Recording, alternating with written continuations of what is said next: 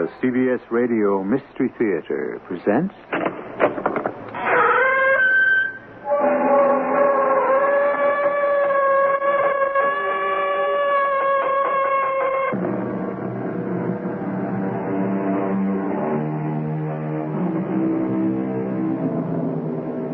Come in. Welcome. I'm E.G. Marshall. This is the story of a god. There have been many gods since the dawn of civilization, but no god bore so strange a name as the one you're going to meet right now. No god before him looked and talked the way this god did in the beginning of mankind's 21st century. Yes, this is the story of a future god. Not a very distant future, because his official recorded birth is July the 19th, 1977. Like most gods, history has obscured the mundane facts of his beginning, the place of his birth, the names of his parents, even the full name they gave him. Only one name survived, the family name, Smith. What is that thing, Smith? What have you got in that glass box? It's a world, Luke. A what? A world. A world I made all by myself. Smith's world.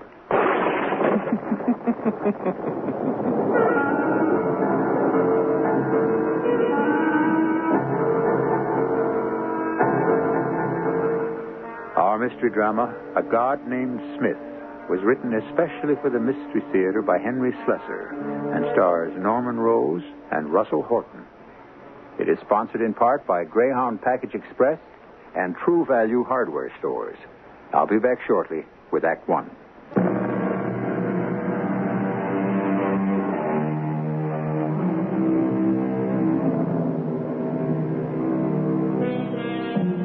Who is Smith?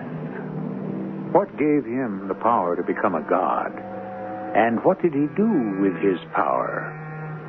There's only one man who can answer these questions, and even he could never reveal all the mysteries that made Smith the wonderment of the early 21st century. But when the biographers of Smith sought out the strange and wondrous facts of Smith's life, they came to Luke Wingate first. Go on. Have some. It's a rare vintage, 1979. I don't think so, Mr. Wingate. It's a long drive back to town. You don't mind if I help myself? No, of course not. Smith himself gave me this wine. A whole case of it. This happens to be the last bottle. That makes it kind of historic, doesn't it? Kind of. Well, go ahead. You want to know about the time that I first met Smith? I know you've answered it before, Mr. Wingate, but... But you feel obliged to ask it just the same. That's all right. Don't mind repeating myself. You met Smith in college, didn't you? Ardmore University? That's right. I was a sophomore then, back in the 1980s. We were 20 years old. And I remember the day, all right. It was one of my hangover days. It was a Sunday, and I was content to sleep until Monday's classes. But then I heard this voice. Pardon me, is this Mr. Wingate's room? He was something I didn't expect. A long-headed kid about 12 or 13, with a sad mouth and hair the color of dry straw. He was carrying a suitcase that was putting a strain on his thin arms and shoulders. I'm sorry to disturb you, but I was told to come up here. My name is Smith. Then I remembered who he was. For a month, we'd been hearing rumors about a boy prodigy who was being transferred from Crowley College to Ardmore. Obviously, Smith had the misfortune to run into Gil Curtis on his first day. Curtis was the class clown, a senior with a heavy-handed sense of humor. Mr. Curtis said something about getting a left-handed monkey wrench from you. Of course, I told the kid what he was dealing with, that Curtis was only pulling a stale old joke. He didn't think it was funny. I told him to forget it, that it was typical of the stuff Curtis laid on the freshmen. Oh, I'm not a freshman. I'm a senior. He was a senior at 13 years of age? I found out that he was only 12. I learned that 2 weeks later when I was crossing the campus and saw Gil Curtis himself intercept Smith. Hey, Junior, whatever happened to that left-handed monkey wrench? Oh, sorry it took me so long to find one. Oh, you finally did, huh? Yes, I did. Do you want to see it? Hey, Luke, Did you hear what the kid said? He's got a left-handed wrench. It's in my room. I'm staying at the Ivy House if you'd like to take a look at it. Oh, I sure would, Junior. You want to come along, Luke? I did go along. I went to Smith's small, bare room on the 3rd floor of the Ivy House.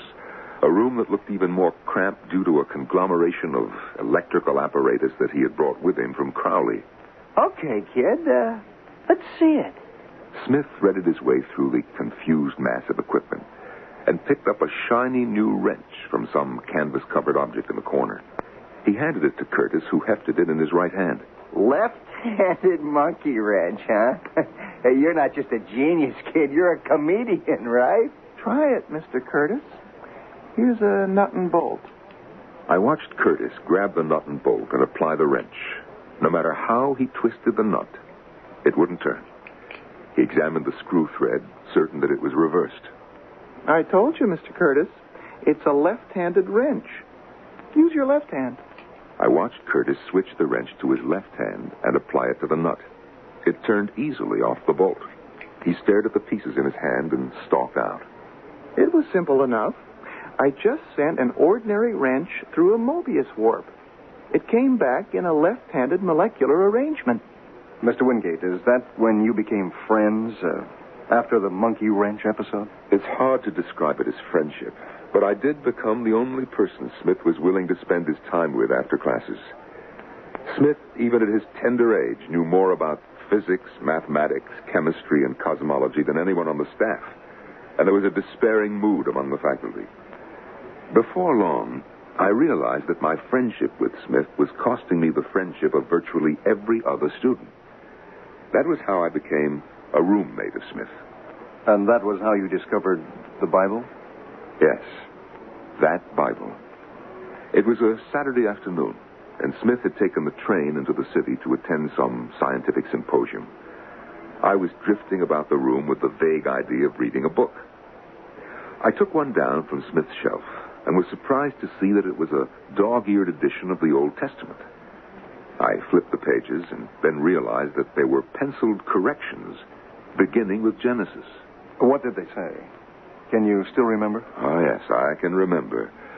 It simply said, "In the beginning, Smith created the heaven and the earth was without form and void, and darkness was upon the face of the deep. And the spirit of Smith moved upon the face of the waters. And Smith said, 'Let there be light.' And there was light." Well, didn't you think he was just a little bit mad? I don't know what I thought. I have to admit that even though I was a professed atheist, the sight of that altered page turned me cold and fearful. Well, did you ask him about it? Oh, yes. I made the mistake of asking him. He invited me to see something. It was the large object in his room that he always kept covered with canvas. It was a cabinet, about 5 feet high, the top enclosed with glass, and the sides studded with dials and buttons and switches. I told Smith that it resembled a coffin, and he said, Just the opposite, Luke. Things are born here, not buried. Would you like to see it work? He started to fool with the controls. The thing emitted a low-pitched whine. The glass encloses a group of non-condensable gases, like hydrogen and helium. There are dust particles, too. Water, iron oxides, ice crystals, silicon compounds. You can't see them now, but they're there, just as they might form within the rotating envelope of the sun. Now, this device is activating those gases and particles at enormous speed, causing them to collide. They're being mutually exploded by each other, but they are also becoming embedded with each other's mass. Within a few minutes, you'll see them aggregate until the mass is visible to the naked eye. It was 5 minutes before my naked eye saw anything at all. Then I thought I could make out a pinpoint of something in the center of the cabinet.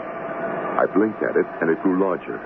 Another blink of the eye, and it became a ball, almost 1/8 of an inch in circumference. And then came a sound, like the crash of a lightning bolt. What is that thing? What have you got in that glass box? It's a world, Luke. A what? A world. A world I made all by myself. Smith's world. That's right. It's a small planet created out of an artificial cosmos. Right now, its heat intensity is almost great enough to shatter the retaining glass, so we'll have to start the cooling process. He tugged at a switch in the panel, but I could see at once that something was wrong. It's not moving. The refrigeration switch is jammed. Something's wrong. A strange mud-brown sphere in the cabinet was still growing in size, and now it began to glow with its own heat. Get out of here. Get everyone out of the building, Luke. Suddenly, Smith seemed like nothing more than a frightened child. I told him that we were alone in the building, and he pleaded with me to leave while he wrestled with the dials and switches in an attempt to stop the terrible process that was taking place. Get out of here, Luke. There isn't much time. Now the thing in the cabinet was glowing with white heat, and I could feel the blast of it right through the retaining glass. Smith was still working feverishly at the controls, but I knew that there wasn't any more that he could do. I yanked him away from the device. He began to kick and scream. I was a great deal bigger than he was, but his strength became maniacal. I remembered something from my swimming class. He caught my right arm and let go a short, snappy punch to the chin of Smith.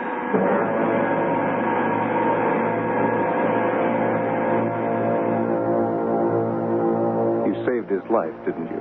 You know what Smith said later, of course, that I was his guardian angel the day of the explosion. He called it a miracle. The miracle was that nobody was killed. The entire building was demolished. The area was radioactive for a good 3 months after. And, of course, Smith was expelled from Ardmore. In fact, it was on the day of his departure that he told me the only facts I'd ever learned about his childhood. His father had died when he was 3. His mother had been a God-fearing woman who was frightened by her son's precocious abilities and thought that a heavy dose of religion would balance things out. You know, Smith had learned the entire Bible, Old Testament and New, word for word. But then his mother had died, too, and an uncle named Howard Cherney had been appointed Smith's guardian. Cherney made quite a bit of money out of Smith's genius, didn't he? Oh, yes. Cherney made a lot of money. Can I ask you something, Mr. Wingate? Did Smith ever thank you for saving his life? Oh, yes. He did that same day. Thank you for my life, Luke. My life is very important to me. To you, too, for that matter. You'll see. Then he climbed aboard the train, and I didn't see him again for 6 years. And when I did, he was well on his way to becoming Smith, the god, the man who created his own world. Smith, the god. Can any mortal ever reach such a position?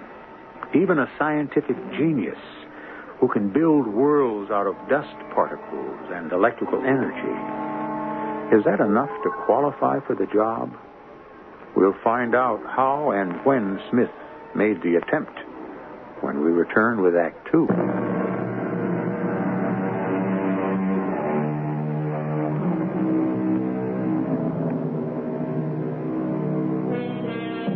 6 years have passed since the Ivy House at Ardmore University vanished in a cloud of charged atoms, leaving the ground bristling with dangerous radiation, leaving the memory of a strange young man with the ability to both build and destroy.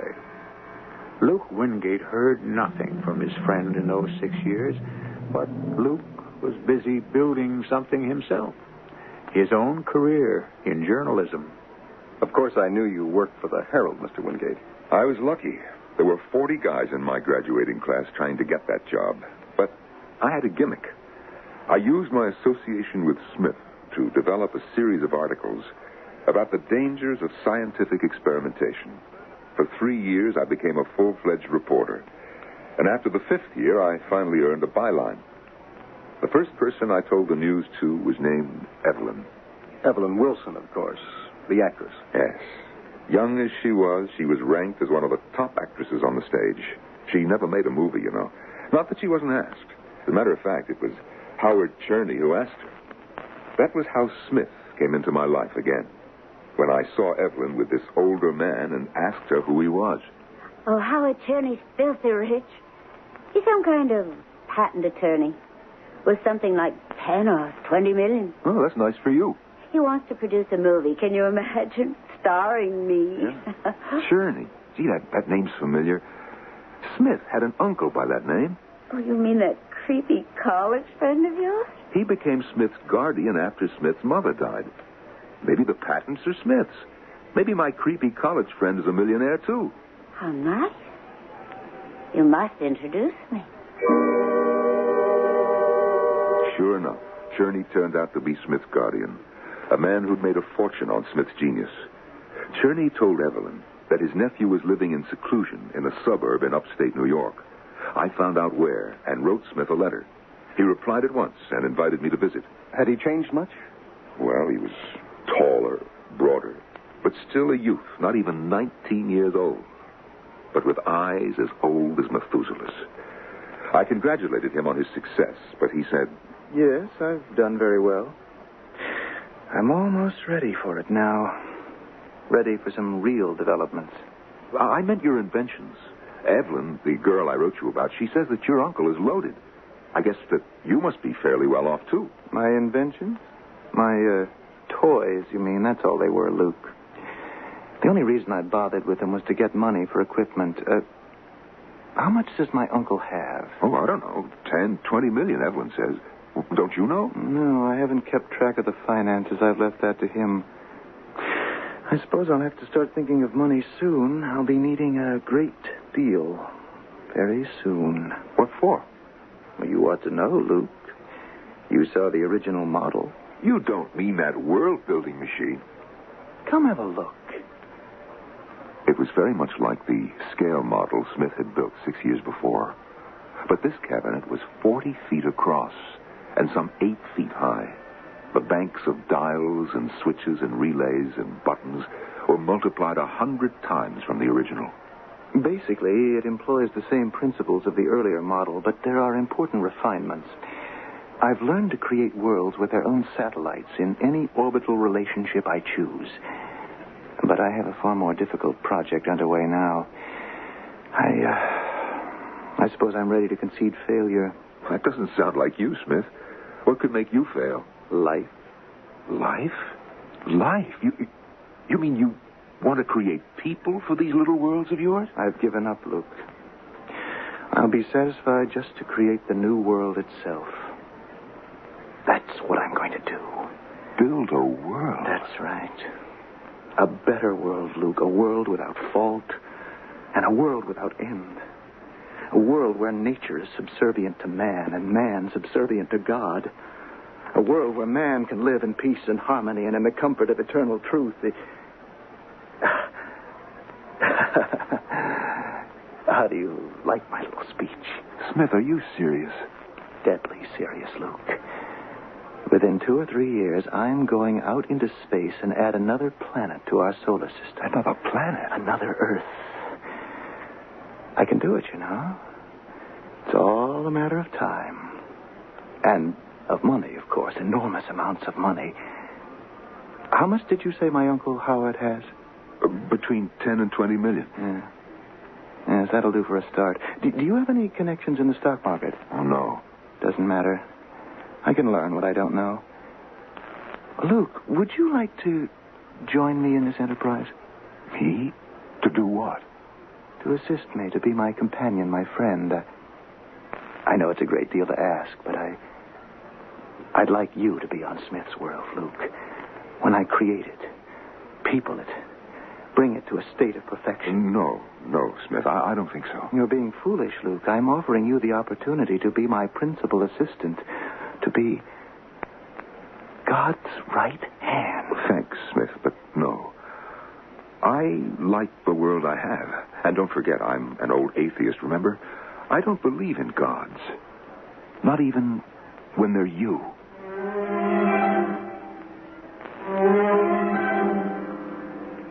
It was another 6 months before I heard the name of Smith again. I heard it from Lou Briggs, the Herald's financial editor. You know Smith, don't you? Yes, I know him. Why? Been following the Wall Street news? Not particularly. What's happening? Your friend Smith decided to take a flyer at the market. The talk on the street is if he keeps it up, he might make the biggest killing in the history of the market. You look worried about it, Briggs. Well, if he continues to be successful, he'll cause a panic. Excuse me, Briggs. Wingate. Luke, it's Evelyn. Oh, yeah. Hi, how are you? I'm terrible. Luke, an awful thing has happened. Can you see me right now? What's the matter? It's Howard Cherney. He's dead. He shot himself. Something to do with the stock market. I didn't think people did that kind of thing anymore, but he did it. That was how Smith's uncle died. That was how the fortunes of thousands of so-called market experts were wiped out. But Smith had his millions, and Smith had his dream. And shortly after that, I had no job. I don't understand it, Luke. Why would the paper fire you? I'll tell you why. It's because Smith told them to. From what I heard, Smith bought a controlling interest in the Herald. One of his first acts was to get me canned. What's so flattering about that? I wrote Smith and accused him of getting me bounced. And this is the telegram he sent me. You're correct. However, greater employment opportunity awaits you immediately. Salary $100,000 a year. Reply at once if interested. Smith. Now, you understand? He's trying to buy a friend, Evelyn. Don't you see? You are going to accept.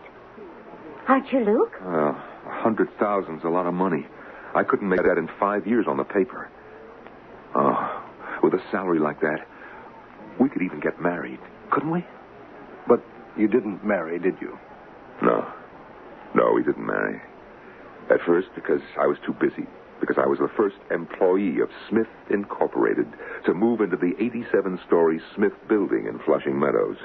The first of some 80,000 employees, including 3,000 engineers and computer programmers, 6,000 scientists in every conceivable field.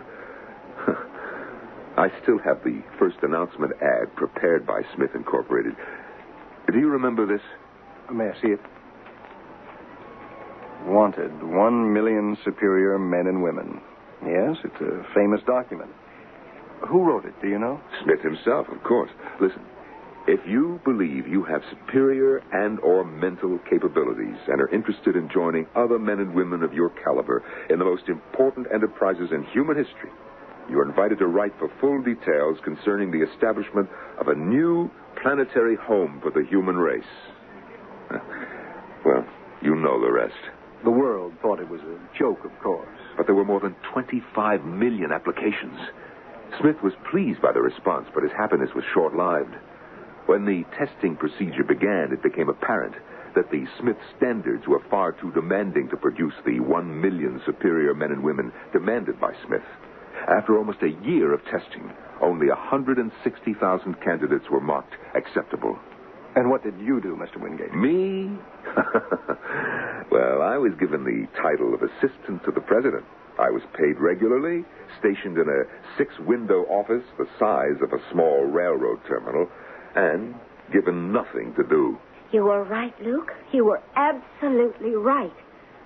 Smith wanted to buy himself a friend. Well, Evelyn, there are worse things to be. Are there? Oh, I want you to quit, Smith. I was wrong to tell you to take this job. Ev, it won't be for long. I swear it. In another year, he'll have that manufactured world ready, and then it'll be over. We can take our money and run. Do you really believe that? What makes you think that you won't have to go to Smith's world, too? Oh, he'll want you there, Luke. He needs you. Since when does a god need anyone? He'll get what he wants, Luke. Oh, quit now. Oh, we're through. Oh, Ev, you don't mean that. I do, Luke. I'd rather lose you now than later. The next day, I sent my letter of resignation to Smith. And that night, I received a telegram. It said, "Accept your resignation with reluctance. However, implore you to perform one last important errand. Please visit Dr. Martin Corcoran at Salo Laboratory, San Francisco, to enlist his interest in our enterprise." So you went to San Francisco? Yes, I went. It was a long and difficult task, convincing Dr. Corcoran, and it took me 35 days to get his affirmative answer. My first stop when I returned home was Evelyn's apartment. And there was something strangely different about her. Of course, there's nothing the matter. I feel wonderful. But you look different. What have you been doing since I left? I've been working, rehearsing. Rehearsing? Yes. I've been given a part in a new play. Oh, is that all it is? Oh, it's a wonderful play, Luke. The finest I've ever read. A chance like nothing I've ever had before. That's why I'm so excited. But there's something I have to tell you about it. What? Well, it has something to do with Smith. Smith? He hired Arthur Trumbull to write the play. It's about, well, it's about Smith's world, I suppose. Oh, but it's very beautiful. Well, okay. If Smith's behind it, the play's bound to be a smash. I knew you'd understand, Luke. Yeah. What's the part like? I play Eve. It was a month before the play opened that the first Smith space vehicle was launched from Death Valley. Its time of departure, its cargo, its destination, its purpose were all kept secret. 2 days later, another ship was launched, and days apart, 2 other ships headed out to join the other Smith vessels on some mysterious mission in outer space. I had no idea how Smith planned to build his world away from the controlled conditions of the laboratory. But that was his problem. My problem was Evelyn. Few of us who were there will ever forget the first performance of Arthur Trumbull's The World.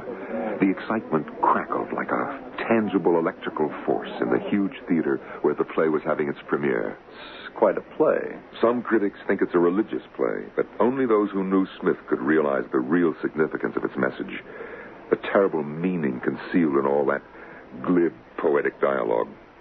I knew that Smith had subtly guided Trumbull's hand. It ended up as a message of praise of God. A God named Smith. Pardon me, Mr. Wingate, but wasn't that also the night that, well, you know... Yes, that was the night I got drunk. Right after the curtain came down. I tried to see Evelyn backstage, but I couldn't get to her through the mob. I went out and spent the next 3 hours in a neighborhood bar getting thoroughly stoned. Then I went up to her apartment and used the key I had. Look. Well. What do you know? You've got company. Hello, Luke. Smith, what a surprise.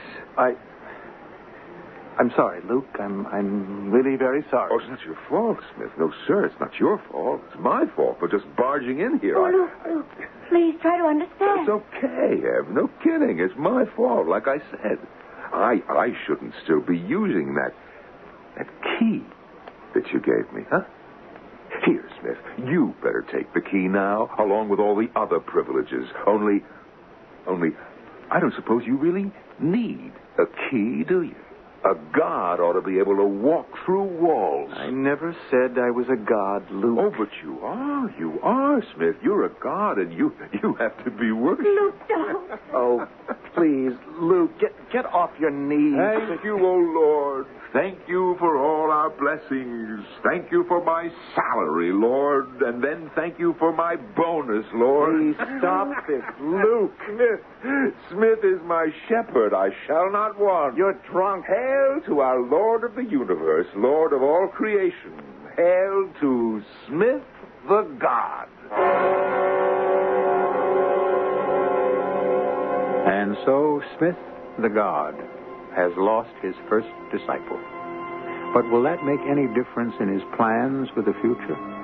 Will that change his mind about building a new home for the human race? And what will become of Smith's world when it enters the orbit of Earth?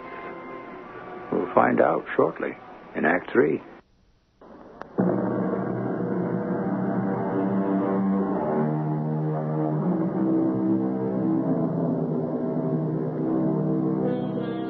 In the year 2009, Smith's world, a planet the size of Mercury, 3,000 miles in diameter, provided with an atmosphere perhaps even more favorable for the sustainment of life than our own, became part of the orbital pattern of the solar system, equidistant to Earth and the planet Mars. The exodus from Earth to Smith's world coincided with the most disastrous economic panic in history, precipitating riots in a dozen countries, causing hardships for millions left behind. It was a year of hell for many, but for Luke Wingate, It was a year of oblivion. Yes, it's true. I spent that entire year at the Boomsocket Sanitarium. But there was never any question about my sanity. I was nothing more than a Simon Pure alcoholic. After Evelyn made her decision to join Smith on his world, I sought solace in the brown bottle and drank myself into the place. When I left, I took a job with a low-circulation picture magazine and tried to forget. But of course, you didn't. No, I wasn't allowed to forget. Because one night, the ghost came. The ghost? A ghost figure standing at the foot of my bed, shimmering as if in waves of heat, staring at me with hollow eyes. It was Smith. Luke? Who are you?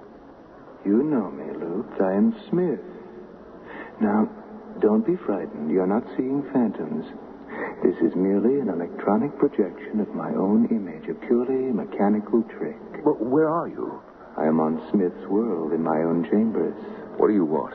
I want you on Smith's world, Luke. I'm offering you paradise. Will you refuse me for the sake of Evelyn alone? Is that why you reject me? I won't worship you, Smith. You're not my God. I'm very sorry, Luke. If I ever start praying, Smith, I'll mention you in my prayers. I'll ask forgiveness for you. Forgiveness.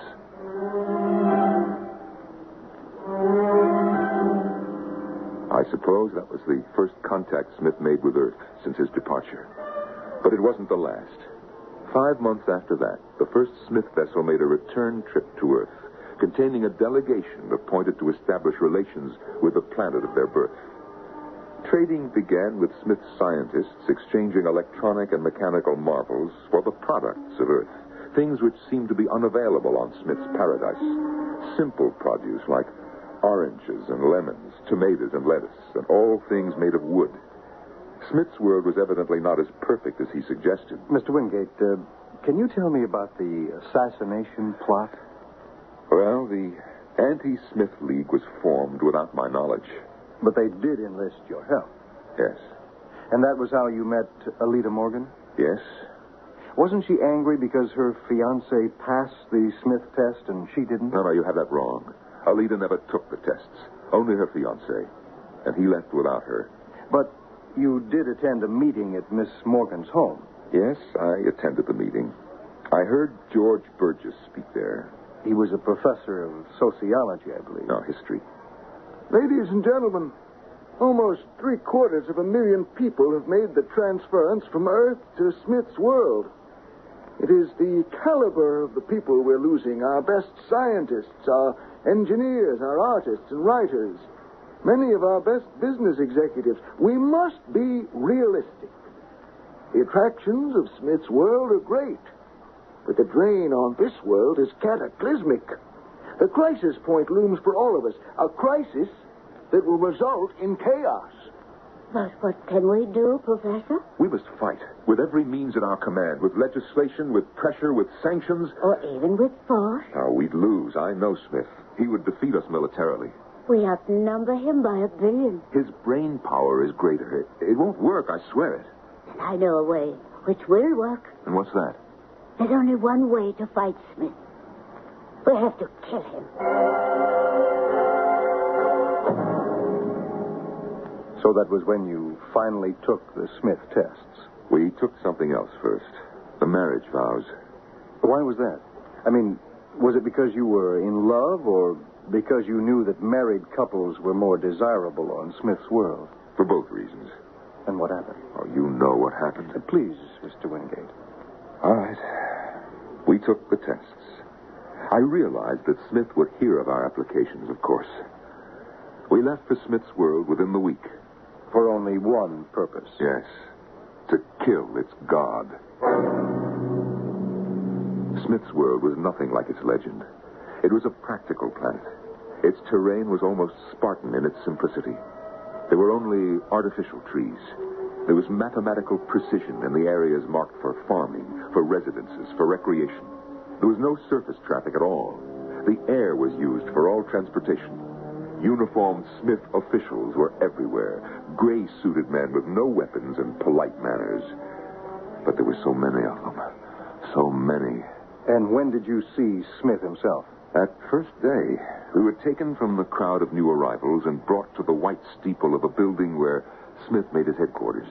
We were scanned for weapons, and my belt buckle set off a warning buzzer. I removed my belt, and we passed inspection. But if you had no weapon, how... Well, we had one. But it wouldn't respond to Smith's warning system. And in that moment, I lost some respect for Smith's godlike powers. About this weapon. It was in Alita's hair. Her hair? I saw her hand go to her head, as if to pat a stray lock back in place. She took out the thin bamboo cylinder. It was an ancient, primitive weapon. Maybe the most fitting kind to end the life of a super scientist. A blowgun? Yes, she put it to her lips, and a puff of her breath sent the poisoned wooden splinter right into the heart of Smith. But the attempt failed. Yes, it failed. Because the poisoned splinter went right through the body of Smith, or what we both had presumed was the body of Smith. He was aware of what had happened, of course, and he looked at me sadly. I must congratulate you, Luke, on the simple ingenuity of your plan. Other assassins have used far more sophisticated techniques and failed, but you almost succeeded. Except for one thing, Smith. You're not here. No, my friend, I'm not here. My projection system works very well on short distances, as you can see. Yes, it's perfect, Smith. Like your world. But you didn't really mean it was perfect, did you? No. No, I didn't mean it. Because on the perfect world, there wouldn't be any need for prisons. And there was one on Smith's world, as Alita and I soon learned. It was underground, hidden from the sight of the contented citizens. Long stone corridors leading from one dismal chamber to another. It was more a dungeon than a prison, a storage place for the human refuse of Smith's perfect world. The earth looks red tonight. What? What did you say? My cell window faces west. I can see the earth glowing at night. It glows redder and redder all the time. They say that a day will come when the earth will bleed and Smith's world will burn. What did his words mean? Well, it was a code, a rallying cry for the revolution that was brewing against Smith. I learned that there were 3,000 prisoners in those dungeons, not thieves and murderers, but rebels. How did you escape from that prison, Mr. Wingate? I've heard so many conflicting stories. Most of them are false. I didn't overpower any guards. I didn't use any clever stratagem. You see, I was released by a friend. Luke! Luke, wake up. It's Evelyn. Evelyn, what are you doing here? I'm not here. I'm at home, in the Citadel. Then you're just a ghost of projections. Yes. But Smith doesn't know what I'm doing. He's in the farmlands. There's some kind of trouble there. Then you know about his machine. Oh, Luke, I've been so wrong. About him, about you, about what I wanted. Evelyn, why did you come here? Something's happening. There have been strikes, riots, outbreaks. I hear talk about something called the Bleeding Earth. Oh, I'm so frightened, Luke. Please help me. I'm the one who needs the help, Evelyn. I'm the prisoner, not you. No. I'm a prisoner, too. Get me out of here. Use your authority as Smith's wife to get me free. Now. Right now, before he comes back. That was how I made my escape from the Smith prison. I was brought back to Smith's Citadel as a guest instead of a prisoner. I found Evelyn waiting for me in Smith's chamber. Luke, what was that? I don't know. It sounded like an explosion somewhere. The sky. Look how red it is. I've almost forgotten what the sky looks like, Evelyn. Oh, come to the window. Luke, what is it? I don't know. There must be flames somewhere, flames in the east. Oh, the farmland. They're burning the fields. Oh, those could be fuel storage tanks. Oh, Luke, I'm so frightened. You said that there was trouble on the farmlands? Oh, hold me, please. I'm shaking all over. Evelyn, listen to me. Luke, I was so wrong. I've missed you so much. I was so terribly wrong. Well. What's fair is fair, isn't it, Luke? Smith? That's what the Bible says, of course. An eye for an eye, a tooth for a tooth, even a kiss for a kiss. Your world is burning, Smith. Yes, I know. I've just seen the farmers put the torch to it with their own hands. It started then. Oh, Smith, has it started? The bleeding earth? You see the mistake I made, Luke? I should have developed my own form of life. Instead, I depended on the miserable ingrates who made a mess of the planet Earth, who were making a mess of my world, too. Is it really your world, Smith? Created by your marvelous world-building machine? Why are we just standing here? They'll burn us down, too. What about it, Smith? This is God's world, isn't it? Not yours. Your fine machine didn't really work in the limits of space. You didn't create Smith's world. Your ships captured this rock from the debris of space. They steered it into the orbit of the solar system. You're a great scientist, Smith, but you're not a god. Only God can make worlds. Smith, do something. I intend to. This citadel, this building, they'll come here finally. They'll storm it crying words of liberty. Oh, but they'll be terribly surprised. You see, this isn't a building at all. The only chambers are for Evelyn and myself. The rest of the structure is an atomic stockpile. If the rebels come here, they'll destroy Smith's world and themselves. Oh, good Lord, Luke. We have to get away. There's a helicopter on the roof. Smith, come with us. Look at him. He's on his knees. Smith, there's no reason for any of Smith's world to be destroyed. My God! Why hast thou forsaken me? He's praying, Luke. Why art thou so far from helping me? And from the words of my roaring, oh my God, I cry in the daytime and thou hearest not.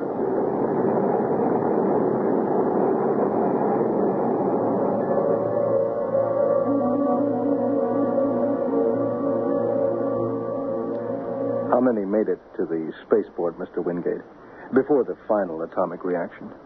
Only 20,000, they say. All those others, they died out there.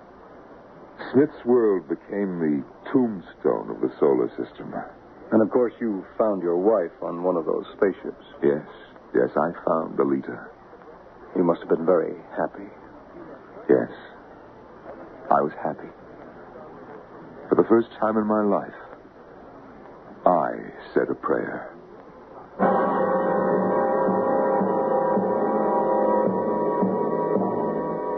And so, Smith the god is no more. And Smith's world is nothing but a rock orbiting the solar system. A useless object? Maybe not. Maybe it will always appear in the skies of Earth as a memento of man's folly, of what can happen when men not merely forget their gods, but try to take their place. We'll be back shortly.